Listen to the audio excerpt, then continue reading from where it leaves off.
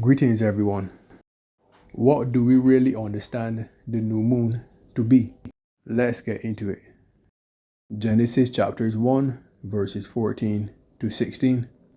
And God said, "Let there be lights in the firmament of the heaven to divide the day from the night, and let them be for signs, and for seasons, and for days and years. And let them be for lights in the firmament of the heaven to give light upon the earth." And it was so.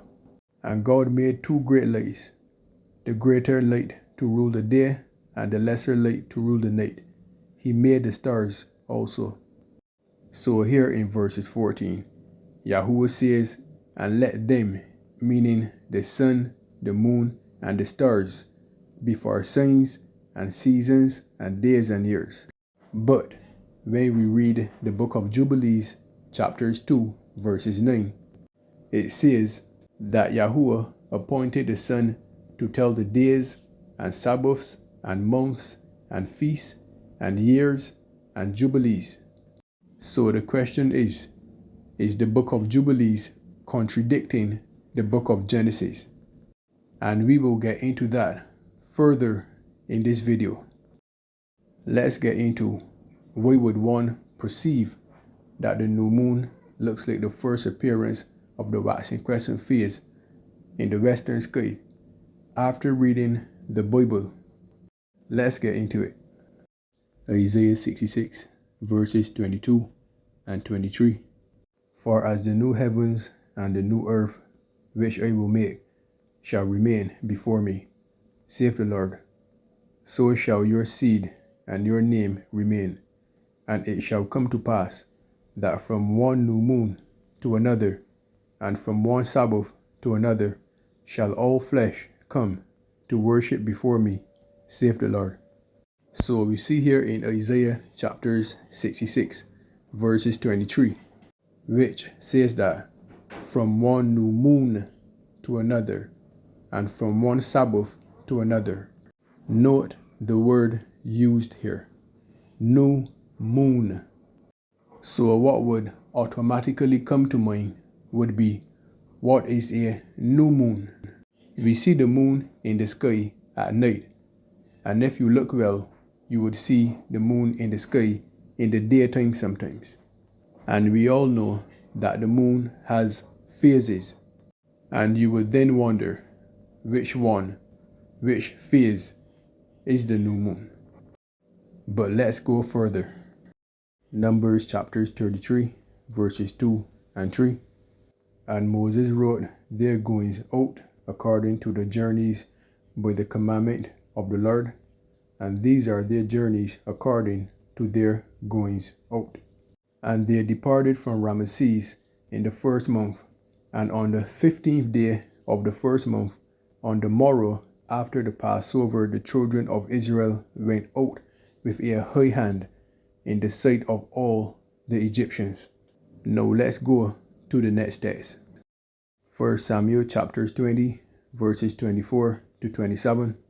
"So David hid himself in the field, and when the new moon was come, the king sat him down to eat meat.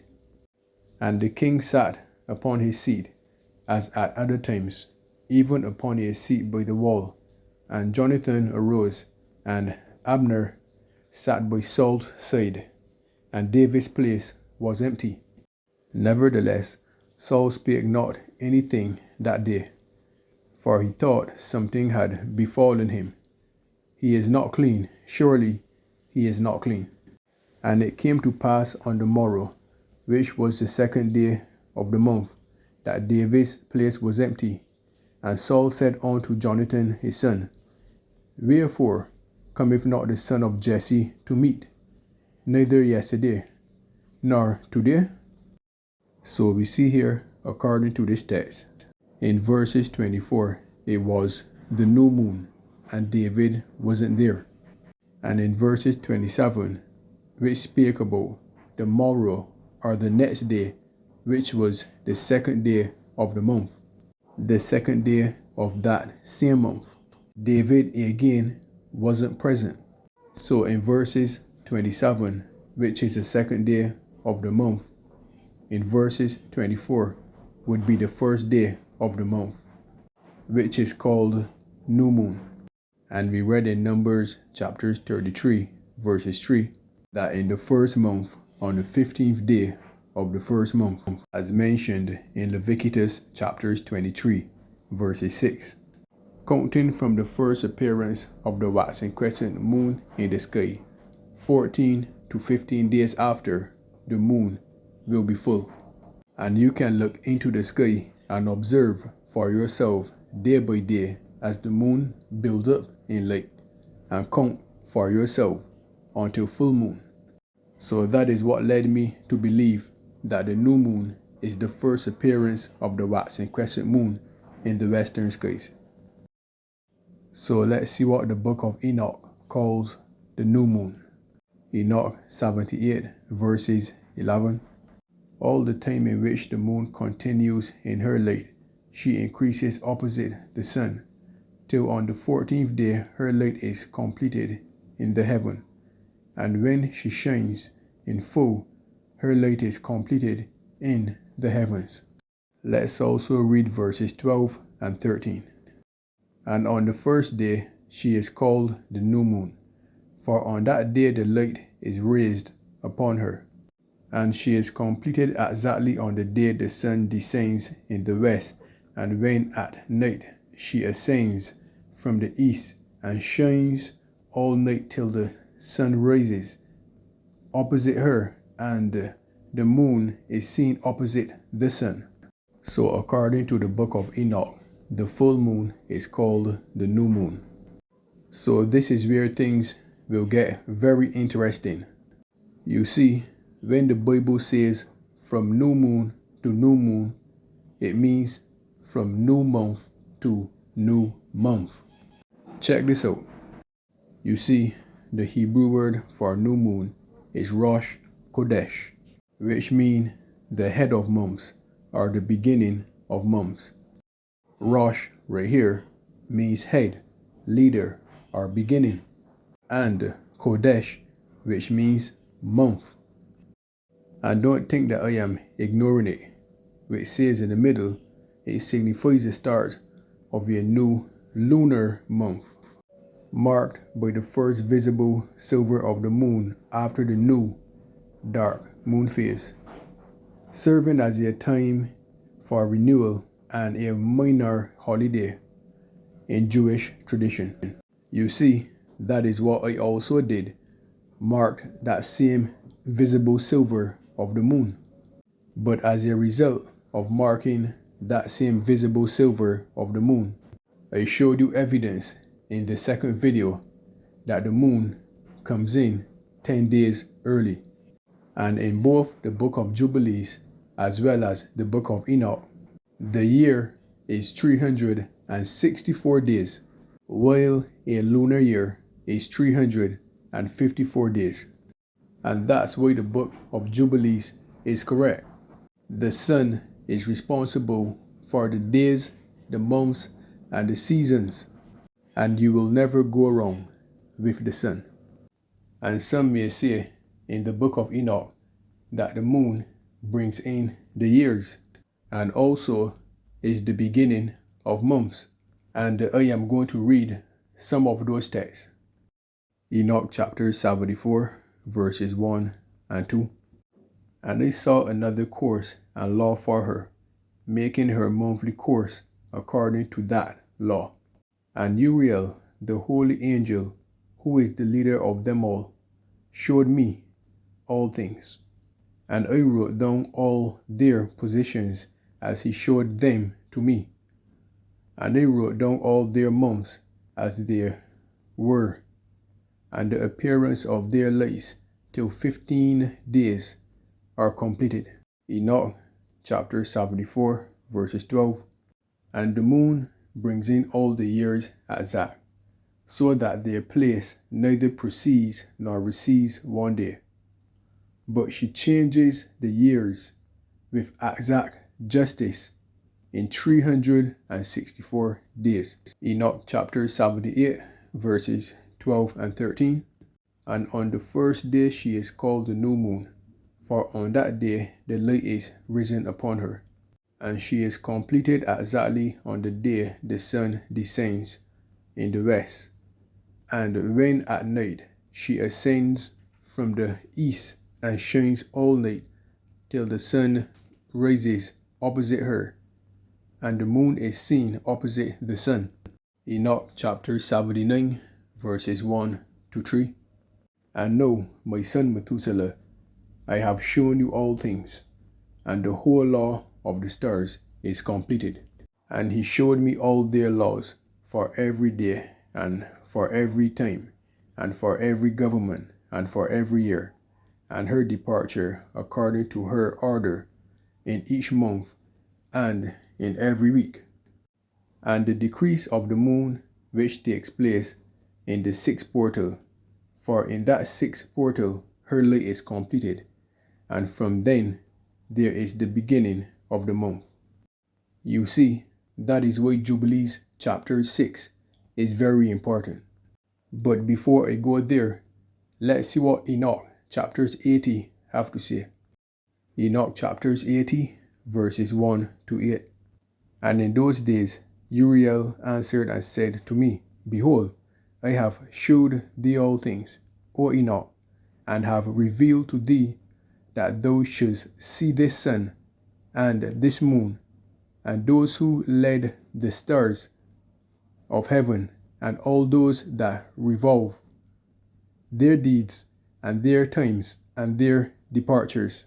And in the days of the sinners the years will be shortened, and their seed will be tardy on their land, and on their meadows, and everything on the earth will change, and will not appear in its time. The rain will be prevented, and the heavens will retain it. And in those times the fruit of the earth will be tardy, and will not grow in its time, and the fruit of the trees will be prevented in its time. And the moon will change her order, and will not appear in her time. And in those days it will be seen on the heavens that a great unfruitfulness will come on the outermost chariot in the west, and she will shine more brightly than according to the order of light.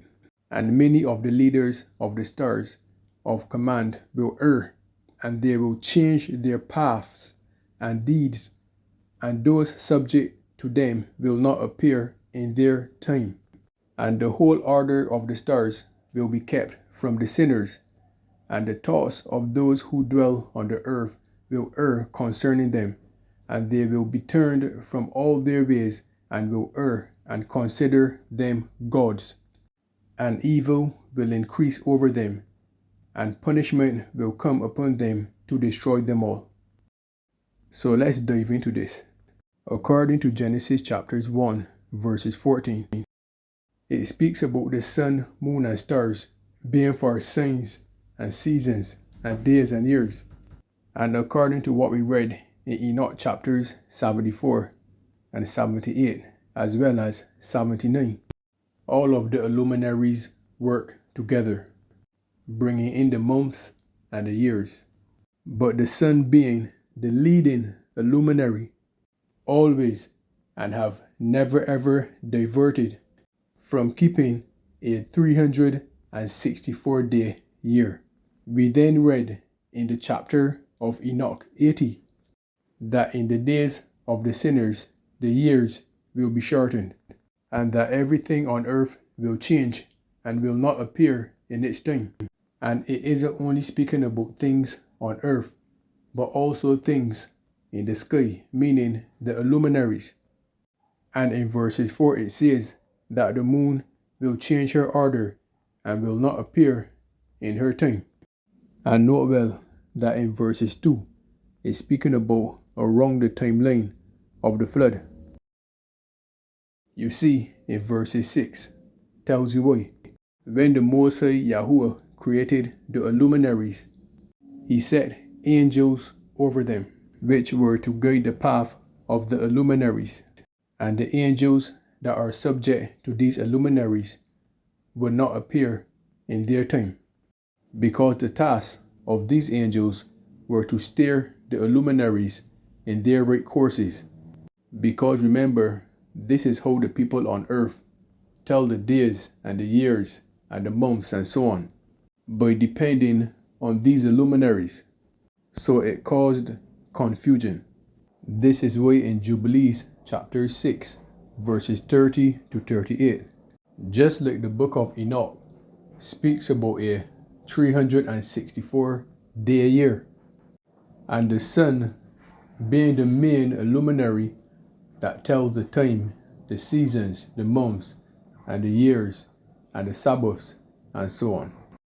You see, in the book of Jubilees, this is when Yahuwah spoke to Moses on Mount Sinai to bring back Israel to the knowledge of how their forefathers, their righteous forefathers, worship Yahuwah, and how they follow the true calendar from the beginning. You see, before the flood, Enoch thought Methuselah his son, and most likely Methuselah would have thought Noah, and after the flood, Noah, his wife, his 3 sons, and his 3 sons' wives, they would have passed this on to their children and their grandchildren, and so on. You see, to the righteous, Yahuwah gave understanding that they could know the year and how things work. But the sinners, according to Enoch 80, will not understand and will go wrong, because Yahuwah saw their wickedness and was not with them, but give the righteous the understanding. And also something else to add. Realize that a lot of these pagan nations follow the lunar cycle. Even some of the nations that ruled over Israel. Check this out. The Assyrians during the reign of King Sennacherib between 705 to 681 BC used a lunar solar calendar. By the time of a Neo-Assyrian empire, which included Sennacherib, the Assyrians had adopted the Babylonian calendar system. Key details of this system include lunar-based months. Months began with the observation of the new moon. Another one. During the reign of King Nebuchadnezzar II, between 605 to 562 BCE, the Babylonians used a lunisolar calendar. This system was based on the lunar cycle, where months began at the first sighting of the new crescent moon, but it was synchronized with the solar year to keep seasons consistent. And here is also another one. During the reign of Antiochus IV, or Epiphanes, between 175 to 164 BC, the Greeks, specifically the Seleucid Empire, used a lunisolar calendar. This calendar, often referred to as the Macedonian calendar, was the official timekeeping system for the Hellenistic Syrian kingdom and was based on 12 lunar months. You see, if you think about it, these nations that were mentioned here are nations that once were in rulership over Israel. These nations observed the lunar calendar. These nations had lunar months. Their year was 354 days, some months having 30 days and others 29 days, when Yahuwah's calendar is 364 days, with the months having 30 days, and at the end of each quarter having an extra day, 4 in total, which are called intercalary days.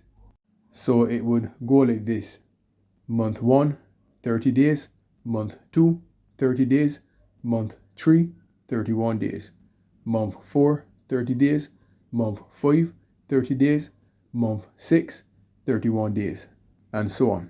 And with that calendar, everything lines up. You have 52 Sabbaths annually, and the feast days are fixed. Everything works perfectly as Yahuwah intended. And I will be doing a video on this to show you how. See what Jubilee 6 verses 34 and 35 says. And all the children of Israel will forget and will not find the path of the years, and will forget the new moons and seasons and Sabbaths, and they will go wrong as to all the order of the years. For I know that from henceforth will I declare it unto thee, and it is not of my own devising, for the book lies written before me, and on the heavenly tablets the division of days is ordained, lest they forget the feast of the covenant, and walk according to the feast of the Gentiles, after their error and after their ignorance. You see, this was their prophecy. This was revealed to Moses on Mount Sinai, and all of these nations here governed over the children of Israel after Mount Sinai. So what Yahuwah prophesied to Moses came true. Until this day is still going on. I too was one of those that tracked the lunar year as well as the lunar feast days. You see, on like this Jewish calendar here that is displayed on the screen, which has 354 days, and a 13th month called a leap month, which is added 7 times every 19 years. And this is to keep the lunar months aligned with the solar seasons. But according to Yahuwah's calendar, which uses the sun to tell the months and the years, you do not need an extra month to align anything, because Yahuwah's calendar works directly with the seasons. They go hand in hand. Yahuwah bless.